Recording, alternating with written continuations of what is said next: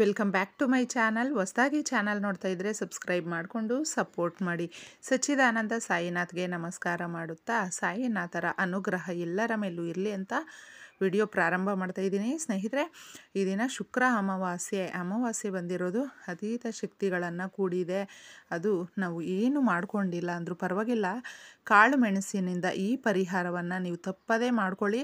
ನಿಮಿಷಗಳಲ್ಲೇ ನಿಮ್ಮ ಕೋರಿಕೆ ನೆರವೇರುವಂಥದ್ದು, ನೀವು ಮಾಡಿಕೊಂಡಿರುವ ಸಾಲಗಳು ತೀರುವಂಥದ್ದು, ನೀವು ಬಯಸಿದ್ದು ನಿಮಗೆ ಸಿಗುವಂಥದ್ದಾಗುತ್ತೆ. ಯಾಕಂದರೆ ಈ ಬ್ಲ್ಯಾಕ್ ಪೆಪ್ಪರ್ಗೆ ಅಷ್ಟು ಶಕ್ತಿ ಇದೆ. ಅದಕ್ಕೋಸ್ಕರ ಈ ಪರಿಹಾರವನ್ನು ನೀವು ಮಾಡಿಕೊಳ್ಳುವಾಗ ಯಾರಿಗೂ ತಿಳಿಸೋದಕ್ಕೆ ಹೋಗಬೇಡಿ ಸ್ನೇಹಿತರೆ.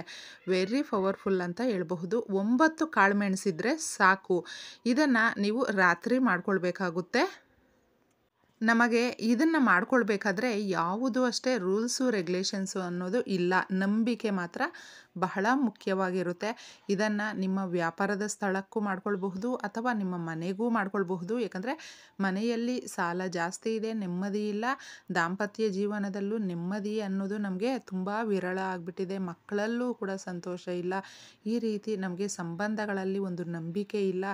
ಎಲ್ಲವೂ ನಾವು ಒಂದು ಸಂಸಾರಕ್ಕೋಸ್ಕರ ಸಾಲಗಳು ಮಾಡಿಕೊಂಡು ಈಗ ಬೀದಿಗೆ ಬಂದಿದ್ದೀವಿ ಅಂತ ಕೂಡ ಎಷ್ಟೋ ಜನ ಅವರ ನೋವನ್ನು ಒಂದು ಬೇರೆ ರೀತಿಯಲ್ಲೇ ವ್ಯಕ್ತಪಡಿಸ್ಕೊಳ್ತಾ ಇರ್ತಾರೆ. ಅವ್ರಿಗೆ ದಾರಿ ಕಾಣಿಸಿರೋದಿಲ್ಲ ಸ್ನೇಹಿತರೆ. ಏನು ಮಾಡಬೇಕು ಅನ್ನೋದು ತೋಚೋದಿಲ್ಲ. ಅಂಥ ಸಂದರ್ಭಗಳಲ್ಲಿ ನಿಜವಾಗ್ಲೂ ಮಾನವ ಜೀವನಕ್ಕೆ ಅಂತಲೇ ಏನೇ ಕಷ್ಟಗಳು ಬಂದರೂ ಕೂಡ ಅದನ್ನು ನಿವಾರಣೆ ಮಾಡ್ಕೊಳ್ಳೋದಕ್ಕೆ ಅಂತಲೇ ನಮಗೆ ಈ ರೀತಿಯ ವಿಶೇಷ ತಿಥಿ ವಾರಗಳು ಅನ್ನೋದು ಬರುವಂಥದ್ದು. ಇದನ್ನು ಸುಮಾರು ಜನ ಇದ್ರ ಬಗ್ಗೆ ಗೊತ್ತಿಲ್ಲದೆ ನಮಗೆ ಇದರಿಂದ ಏನೂ ರಿಸಲ್ಟ್ ಗೊತ್ತಾಗೋದಿಲ್ಲ, ನಾವು ಮಾಡ್ಕೊಂಡಿದ್ದೀವಿ, ಪದೇ ಪದೇ ನಮಗೆ ಏನು ಕಷ್ಟಗಳೇ ಇದೆ ಅಂತ ಅಂದ್ಕೊಳ್ತಾ ಇರ್ತಾರೆ. ಆದರೆ ನಾವು ಮಾಡಿಕೊಳ್ಳುವಾಗ ಅದಕ್ಕೂ ಕೂಡ ಒಂದಷ್ಟು ಸಮಯ ಅನ್ನೋದು ಹಿಡಿಯುತ್ತೆ. ಆದರೆ ಕೆಲವೊಂದು ಪರಿಹಾರಗಳು ಬೇಗನೆ ರಿಸಲ್ಟು ಕೊಡುತ್ತೆ.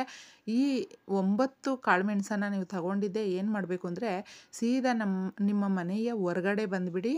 ನಿಮ್ಮ ಮನೆಯ ಹೊಸ್ತಿಲ ಮುಂದೆ ನಿಂತ್ಕೊಂಡು, ಅಂದರೆ ನಿಮ್ಮ ಮನೆಗೆ ನೀವು ಆ 9 ಕಾಳುಮೆಣಸನ್ನು ತಗೊಂಡಿದ್ದೆ clockwise anticlockwise ನೀವು 7 ಬಾರಿ ಅದನ್ನು ಸುತ್ತಬೇಕಾಗುತ್ತೆ. ಸುತ್ತಬಿಟ್ಟು ನೀವೇನು ಮಾಡಬೇಕು, ಇದನ್ನು ತಗೊಂಡೋಗಿ ಸ್ವಲ್ಪ ದೂರದಲ್ಲೇ ಅಥವಾ ನಿಮ್ಮ ಮನೆಯ ಹತ್ತಿರನೇ ಕೂಡ ಮಣ್ಣೇನಾದರೂ ಇದ್ದರೂ ಕೆಳಗಡೆ ನೀವಿದ್ದರೆ ಪೂರ್ವ, ಪಶ್ಚಿಮ, ಉತ್ತರ, ದಕ್ಷಿಣ ಈ ರೀತಿ ನೀವು ಹಾಕಬೇಕಾಗುತ್ತೆ. 4 ಹಾಕ್ತೀರಾ. ಆಮೇಲೆ ಈಶಾನ್ಯ, ವಾಯುವ್ಯ, ಆಗ್ನೇಯ, ನೈಋತ್ಯ ಅಂತಂದ್ಬಿಟ್ಟು ಇನ್ನು 4 8 ಹಾಕ್ತೀರಾ. ಇನ್ನು ಒಂದೇ ಒಂದು ಇರುತ್ತೆ ಸ್ನೇಹಿತರೆ. ಆ ಒಂದನ್ನು ಸೀದಾ ನೀವು ಮೇಲಕ್ಕೆ ಎಸೆದುಬಿಡಿ. ಈ ಥರ ನೀವು ಎಸೆದು ಬಿಟ್ಟರೆ ಕೇಳಿಕೊಂಡು ನೀವು ಮಾಡ್ಕೊಳ್ಬೇಕು. ನಮಗಿರುವ ಸಾಲದ ಸಮಸ್ಯೆಗಳು ಬಗೆಹರಿಬೇಕು, ನಮಗಿರುವಂಥ ಹಣಕಾಸಿನ ಸಮಸ್ಯೆಗಳು ನಿವಾರಣೆ ಆಗಿ ನಾವು ನೆಮ್ಮದಿಯ ಜೀವನ ನಡೆಸಬೇಕು. ನಮಗೆ ನೀವು ಏನು ಇಷ್ಟ ದೇವರು ಇರ್ತಾರಲ್ವ, ಇಷ್ಟ ದೇವರು, ಪ್ರಕೃತಿ, ಯಾರನ್ನು ಬೇಕಾದರೂ ನೀವು ಕೇಳಿಕೊಂಡು ಈ ಪರಿಹಾರವನ್ನು ಮಾಡ್ಕೊಳ್ಳಿ. ಈ ಥರ ಹಾಕ್ಬಿಟ್ಟು ಸೀದಾ ಬಂದು ನೀವು ಇನ್ನು ಕೈ ಕಾಲು ಮುಖ ತೊಳ್ಕೊಂಡು ಆರಾಮಾಗಿ ನಿಮ್ಮ ಕೆಲಸನ ನೀವು ಮಾಡಬಹುದು. ಇದಕ್ಕೆ ಯಾವುದೂ ನಿಯಮ ಇಲ್ಲ. ಇನ್ನು 9 ಕಾಳುಮೆಣಸನ್ನು ಸೀದಾ ತಗೊಂಡಿದ್ದೆ ನಿಮಗೇನು ಸಮಸ್ಯೆ ಇರುತ್ತೆ ನೋಡಿ ಸ್ನೇಹಿತರೆ. 2 ನಾವು ಮಾಡ್ಕೊಳ್ತೀವಿ ಅನ್ನೋದಾದರೆ ತಪ್ಪದೇ ಮಾಡ್ಕೊಳ್ಬಹುದು, ಅಥವಾ ಒಂದೇ ಮಾಡ್ಕೊಳ್ತೀವಿ ಅನ್ನೋದಾದರೂ ಕೂಡ ಒಂದನ್ನು ಕೂಡ ಮಾಡ್ಕೊಳ್ಬಹುದು. ನೀವು ಯಾವುದೇ ಮಾಡ್ಕೊಳ್ಳಿ, ಬಹಳ ಶಕ್ತಿ ಇರುತ್ತೆ. ಇನ್ನೊಂದು ಶತ್ರುಗಳ ಭಯ ಅನ್ನೋದು ಇರುತ್ತೆ ನೋಡಿ. ನಮಗೆ ಏನೋ ಒಂದು ಕೆಟ್ಟದ್ದು ಮಾಡ್ತಾ ಇರ್ತಾರೆ, ನಾವು ಏಳ್ಗೆ ಆಗೋದು ಅವರು ಸಹಿಸ್ಕೊಳ್ಳೋದಿಲ್ಲ, ಜಗಳ ಮಾಡ್ತಾ ಇರ್ತಾರೆ, ನಮ್ಮ ಜೊತೆ ಯಾವಾಗಲೂ ಕಿರಿಕು ಅವ್ರದ್ದು ಅಂತ ನಾವು ಕೆಲವೊಬ್ಬರ ಬಗ್ಗೆ ಹೇಳ್ತೀವಿ ನೋಡಿ.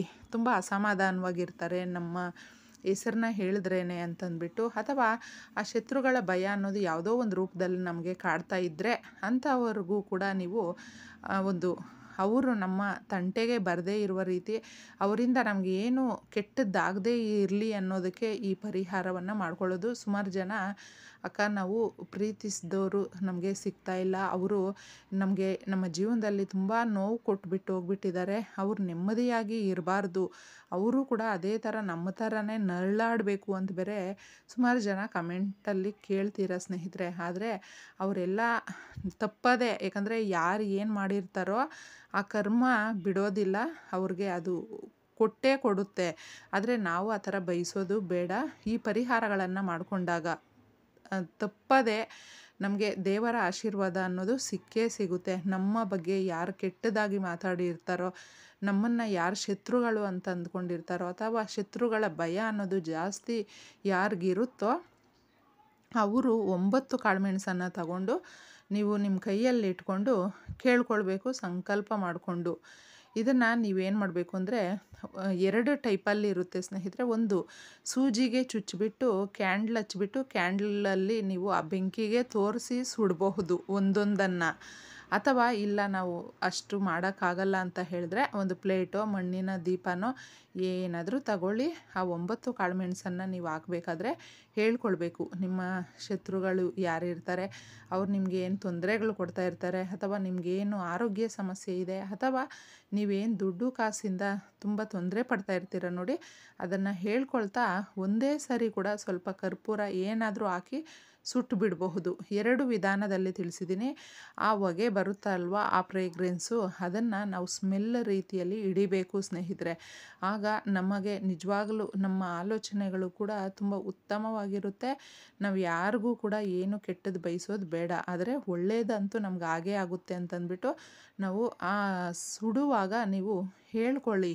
ನಿಮಗೇನು ಇರುತ್ತೆ ನೋಡಿ ನಿಮ್ಮ ಅಭಿಪ್ರಾಯಗಳು, ಅದನ್ನು ಮನಸ್ಸಲ್ಲೇ ಅಂದ್ಕೊಳ್ತಾ ಈ ಕೆಲಸವನ್ನು ಈ ದಿನ ರಾತ್ರಿ ಮಾಡ್ಕೊಳ್ಳಿ ಸ್ನೇಹಿತರೆ. ಯಾವ ಸಮಯಕ್ಕಾದರೂ ಮಾಡ್ಕೊಳ್ಬಹುದು, ಆದರೆ 12 ಗಂಟೆಯ ಒಳಗೆ ಮಾತ್ರ ಈ ಪರಿಹಾರವನ್ನು ಮಾಡಿಕೊಳ್ಬೇಕು. ಅದಕ್ಕೆ ಮೇಲೆ ಮಾಡ್ಕೊಳ್ಳೋದಕ್ಕೆ ಹೋಗಬೇಡಿ. ಶುಕ್ರವಾರ ದಾಟಿರುತ್ತೆ, ಅದಕ್ಕೋಸ್ಕರ ತುಂಬ ಶಕ್ತಿಶಾಲಿಯಾಗಿರುತ್ತೆ.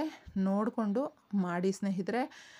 ಈ ರಿಸಲ್ಟು ನಿಮಗೆ ತುಂಬ ಖುಷಿಯನ್ನು ಕೊಡುತ್ತೆ. ಈ ಪೆಪ್ಪರ್ ಪರಿಹಾರ ಮಾತ್ರ. ಇದನ್ನು ನೀವು ಅಮಾವಾಸ್ಯೆ ಹುಣ್ಣಿಮೆ ದಿನಗಳಲ್ಲಿ ಪ್ರತಿ ಸಾರಿ ಬರುವಂಥ ಸಂದರ್ಭಗಳಲ್ಲೂ ಮಾಡ್ಕೊಳ್ಬಹುದು. ಯಾಕಂದರೆ ಒಂದು ಸಾರಿ ಮಾಡಿದ್ರೆ ನಮಗೆ ಅಷ್ಟೊಂದು ರಿಸಲ್ಟ್ ಬರುತ್ತೋ ಇಲ್ವೋ ಗೊತ್ತಿಲ್ಲ, ಆದರೆ ಕೆಲವೊಂದು ಒಂದು 3-4 ಈ ಥರ ಅಮಾವಾಸ್ಯೆಗಳು ಹುಣ್ಣಿಮೆಗಳು ನಾವು ಸತತವಾಗಿ ಮಾಡ್ಕೊಳ್ತಾ ಬಂದರೆ ಉತ್ತಮ ಬದಲಾವಣೆ ಅನ್ನೋದು ಖಂಡಿತ ಆಗುತ್ತೆ. ನಿಮಗೆ ಖುಷಿ ಆಗುತ್ತೆ. ಮಾಡ್ಕೊಂಡು ನೋಡಿ. ಎಲ್ರಿಗೂ ಒಳ್ಳೆಯದಾಗಲಿ. ಇಷ್ಟೇ ಸುಲಭವಾಗಿ. ಧನ್ಯವಾದಗಳು.